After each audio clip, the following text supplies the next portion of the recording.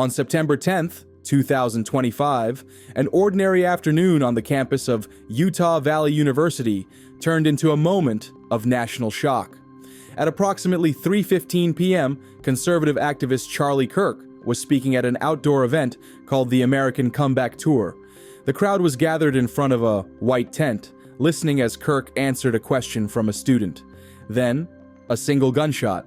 Witnesses recall a sharp crack, panic spreading instantly through the audience. Kirk collapsed, struck in the neck. Security rushed to cover him as the crowd screamed and scattered in every direction. Within minutes, first responders arrived. He was transported to Timpanogos Regional Hospital, but was pronounced dead shortly after arrival. According to investigators, the shot was fired from the roof of the Losey Center, a university building roughly 140 to 200 yards away from the event site. From that distance, the shooter had a clear, elevated line of sight toward the tent where Kirk was standing. Surveillance footage released by authorities shows a figure dressed in black sprinting across the rooftop immediately after the shot. The person appears to pause briefly, then disappears over the edge of the building. Moments later, additional cameras captured someone moving quickly through the surrounding area, fleeing the scene. The FBI has classified this individual as a person of interest. Still images and video have been released to the public, showing a figure in dark clothing, a black cap, and Converse sneakers. Investigators describe the suspect as appearing to be of college age, physically capable, and likely familiar with both firearms and the campus layout. At the rooftop site, authorities recovered a .30-06 bolt-action rifle. Forensic teams also collected a palm print, a footwear impression, and indentations consistent with forearm pressure on the rooftop surface, evidence that could eventually be matched to a suspect. Despite initial confusion, officials confirmed no one is currently in custody. The shooter remains at large. The FBI quickly assumed control of the case, classifying it as a matter of highest priority. Within hours, they issued a national appeal for information. By September 12th, officials reported receiving over 7,000 tips from the public, one of the highest volumes since the Boston Marathon bombing. The governor of Utah emphasized the urgency of the investigation, while the FBI offered a $100,000 reward for credible information leading to an arrest. Federal agents continue to analyze digital evidence, campus security footage, and eyewitness accounts, while urging caution against spreading unverified rumors. Officials have also addressed conflicting reports. At one point, university spokespeople suggested a suspect had been detained, but this was later corrected. As of now, no confirmed arrests have been made. News of the assassination spread rapidly across the United States. Political leaders, both allies and opponents of Kirk, issued statements condemning the act of violence. The White House, members of Congress, and state officials all echoed a central message: political disputes must never turn into physical attacks. Media reactions were immediate and intense. On right-leaning platforms, commentators warned of escalating threats against conservative voices. On mainstream outlets, analysts raised broader concerns about political violence and the safety of public events. The story dominated headlines for days, sparking nationwide debate. The shooting has also raised pressing questions. How was a gunman able to access a university rooftop with a high-powered rifle? Why were there no immediate security measures to prevent such a vantage point from being exploited? And what does this mean for the safety of political and campus events across the country? Universities and public institutions are already reassessing security protocols. Some experts suggest that outdoor political events may become rarer, replaced by heavily secured venues.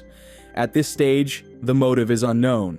Authorities have not linked the suspect to any group or ideology. No manifesto, no statement, no clear reason has been uncovered.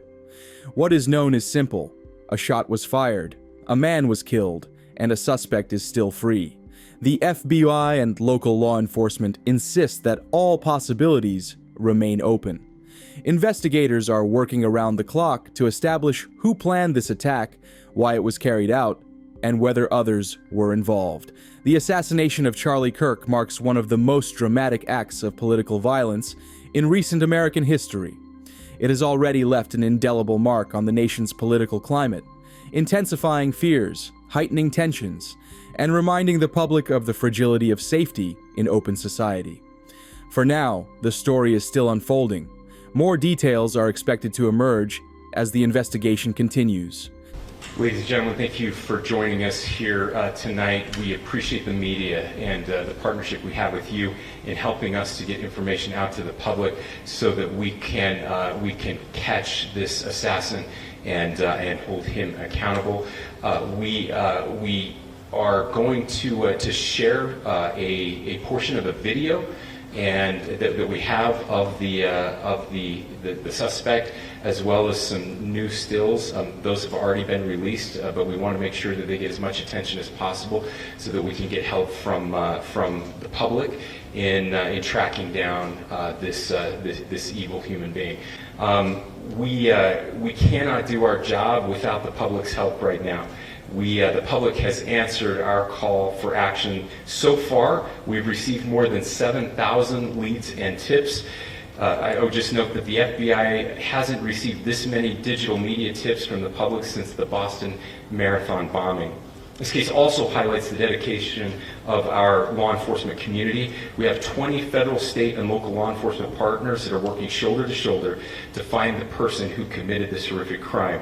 With their support, we've completed nearly 200 interviews. As you're aware, as has already been reported, the FBI is offering a $100,000 reward for information leading to the identification and arrest of the person responsible for the murder of Charlie Kirk. We also continue to implore the public to support this investigation and come forward with any information. We are truly hopeful that this video and new photos will lead to even more tips. We are processing. We have an incredible team, a state and federal team working together to process those tips. We are going out in tandem to interview any potential person of interest or suspects. But we need, again, we need as much help as we can possibly get. Any videos or photos that you might have, the public, should be submitted to our digital media tip line, which is www.fbi.gov/Utah Valley shooting, all lowercase. Again, that is fbi.gov/Utah Valley shooting, all lowercase. You can also provide general tips about the shooting by calling 1-800-CALL-FBI, that's 1-800-CALL-FBI, or at tips.fbi.gov.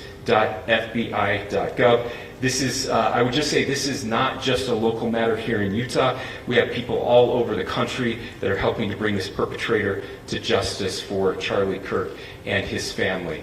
I will just add as well that, as was mentioned, there is a lot of forensic evidence that is being processed right now at both the state lab and the federal labs, federal lab on the East Coast. So we are working in tandem together. I would also just add a word of note for those people who are spending so much time on social media.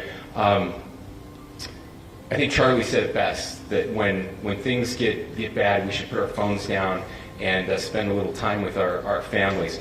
There is a tremendous amount of disinformation. We are tracking our team, the state team, and I'm sure the federal team as well. What we're seeing is our adversaries want violence. China, we have bots from Russia, China, all over the world that are trying to instill disinformation and encourage violence. I would encourage you to ignore those, to turn off those streams, and to spend a little more time with our families. We desperately need some healing. We'll have more to say about that in the days and weeks to come. More than anything, we are going to catch this person. Last thing I will just say is we've been working with our attorneys, getting everything that we need, affidavits ready, so that we can pursue the death penalty in this case, and that will happen here in the state of Utah. Again, to the public, to those who are grieving, thank you for your prayers. I know we are feeling those prayers.